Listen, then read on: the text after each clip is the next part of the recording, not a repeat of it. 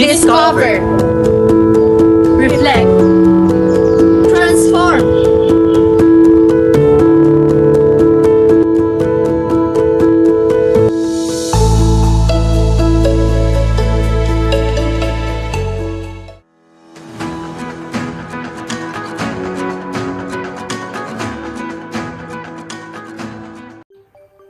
Field Study 2, Activity 1, Writing and Action Research Plan focuses on systematic inquiry conducted by teachers to address real-world problems in their work environment. When writing an action research plan, the focus is on establishing a clear background with outlines, the context, and the specific issue of problem the research aims to address within the field. This background sets the stage for the research question and the subsequent steps in the action research process. In line with Domain 1, Content Knowledge and Pedagogy, classroom-based action research or CBAR involves the study and improvement of teaching methods within a specific subject area. Educators engage in systematic inquiry, collecting data, analyzing teaching practices, and making informed adjustments to enhance student learning. This approach empowers teachers to refine their content-specific instructional strategies, fostering a dynamic and effective learning environment. According to Johnson and Christensen 2020, it is focused on solving practitioners' local problem wherein an action plays a significant role in the execution of such work. Here are the parts of an action research plan. In this part, based on our observations from our previous activities, we will choose the topic of our action research based on the major problem that an elementary teacher faced in the four corners of the room. Since technology is rampant nowadays, we will focus on how teachers utilize technology in making content and in pedagogy. Thus, our research will revolve around the challenges encountered by a teacher in developing technological, pedagogical, and content knowledge, or TPAC. In this section, we shall conform to the format required by FS Mentor, specifically adhering to the prescribed structure for the approval sheet and abstract. The acknowledgement section will serve as a platform to express sincere gratitude towards the individuals who have made valuable contributions to our study. Furthermore, the table of contents shall be structured in accordance with the sequential arrangement of the distinct components comprising of our action research. Introduction. An introduction is one of the most important parts of research, for it provides a background on the study and serves as the backbone or foundation of the research. In this part, we will be presenting some pieces of evidence that will prove that the situation or problems we target are existing and relevant. In discussing the significance of our study, we will be highlighting the possibilities of how those involved will benefit. Moreover, the study's applicability and importance to the larger educational community will be emphasized, along with how it might improve the TPAC of elementary teachers. Problem identification. The problem identification outlines the process of identifying and classifying potential problems observed during previous activities, which will be identified through surveys or interviews. The hypothesis, based on literature review, the analysis, and stakeholder consultations, will provide a clear, specific, and testable framework for the action research process. Generation of alternative solution. Our action research will involve systematic exploration of various solutions to address a problem, including literature review, feasibility evaluation, effectiveness evaluation, and sustainability considerations. We will focus on helping teachers develop their TPAC. The plan of action. The action research aims to explore teachers' challenges in developing technological, pedagogical, and content knowledge or TPAC and develop a training plan to enhance integration that assess teachers' self-perceived TPAC levels, identify challenges in applying TPAC, and create a tailored training program to improve teaching effectiveness. Presentation and interpretation of data. The presentation of data on this problem is according to the findings. We plan to present the data in a tabular or the use of graphs. In this way, we will be able to present our findings clearly and organized.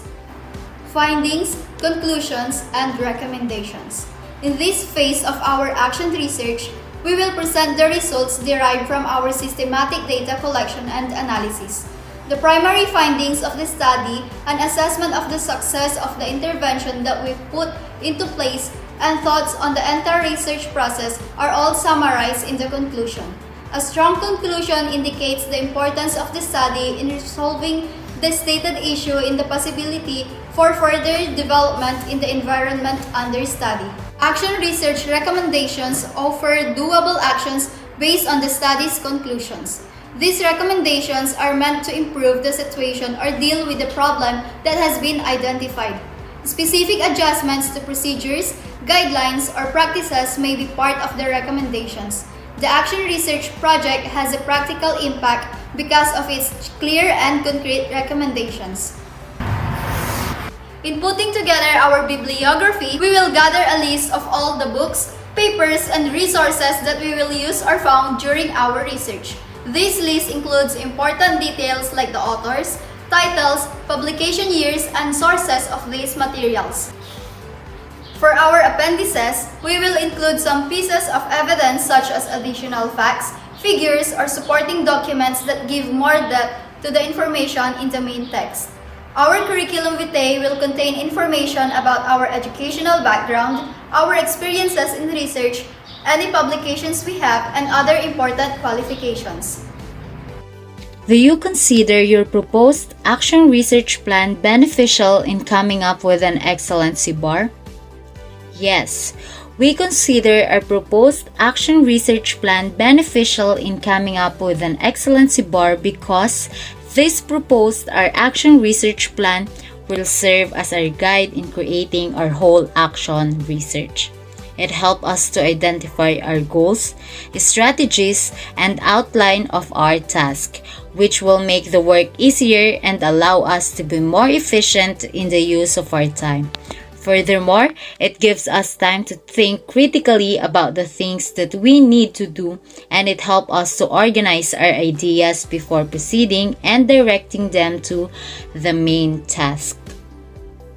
Here is our action research proposal entitled Exploring Teachers' Challenges in Developing Technological, Pedagogical, and Content Knowledge, an input for conduct of the PAC Enhancement Program.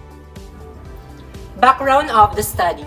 In the dynamic landscape of 21st century education, the integration of digital technologies has become imperative. Teachers, traditionally equipped with content knowledge and pedagogical skills, now face the demand to incorporate technological competence into their expertise. COSLI's 2014 research indicates that technology integration in classrooms positively impacts learning outcomes. Staying current with information and communication technologies enhances teaching quality, emphasizing the importance of technological, pedagogical, and content knowledge or TPAC framework.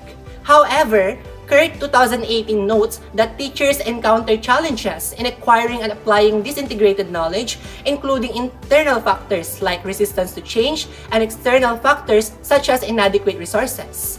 Khalid et al. 2023 further highlight challenges like insufficient motivation and a lack of institutional support. Given the rapid technological advancements, addressing these challenges through targeted enhancement programs is crucial for elementary teachers to develop their TPAC. Significance of the study. Our motivation to conduct action research on the challenges faced by elementary teachers in developing technological, pedagogical, and content knowledge holds significant implications for various stakeholders.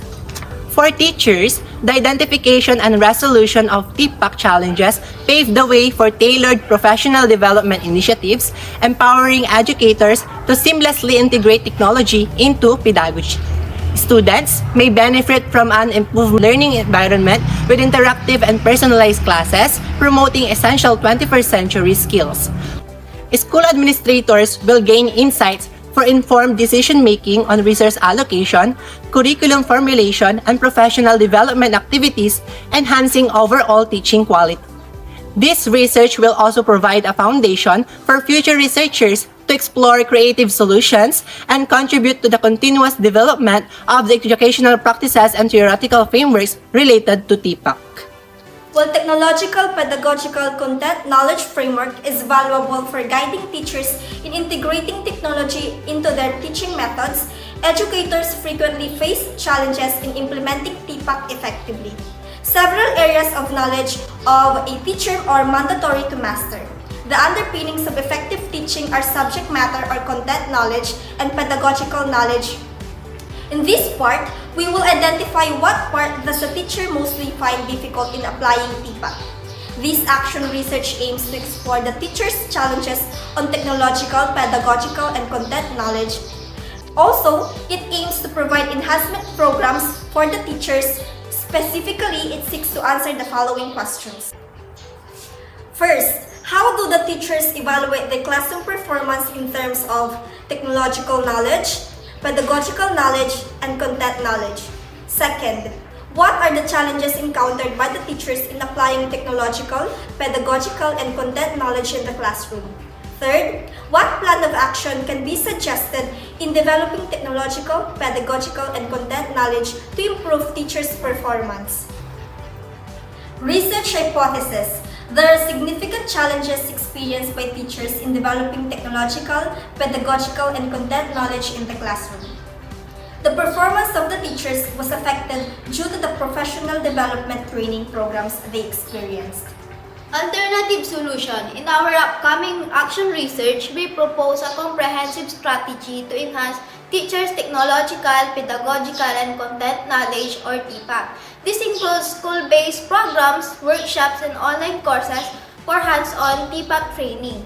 We advocate for mentorship programs, pairing experienced TPAC proficient teachers with less experienced counterparts, and suggest creating an easily accessible collection of educational technology resources. Through this approach, our research aims to provide practical solutions to boost TPAC among educators. Plan of action. In crafting our plan of action, we will base it on our findings. Thus, we will formulate a detailed plan for seamlessly integrating technology into teaching.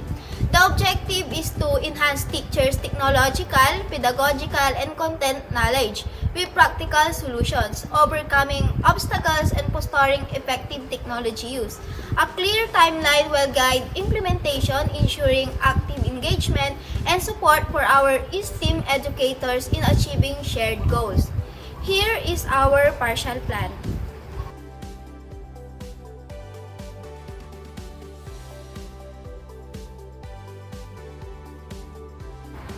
Collaboration.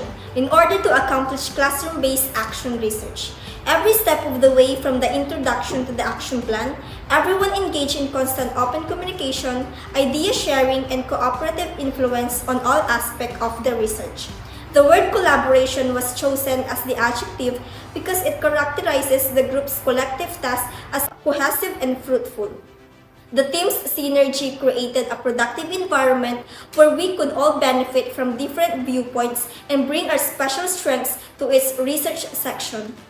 In conclusion, classroom-based action research or CBAR is essential to summarize key findings, reflect on research process, and discuss implication for future teaching practices. As Dr. Lindsay Dennis 2020 stated, action research allows us to connect research, theory, and classroom practices through the systematic examination of teaching strategies within the context of real classroom. Classroom-based action research not only facilitates a deeper understanding of educational practices but also empowers educators to enact meaningful changes based on evidence and reflection.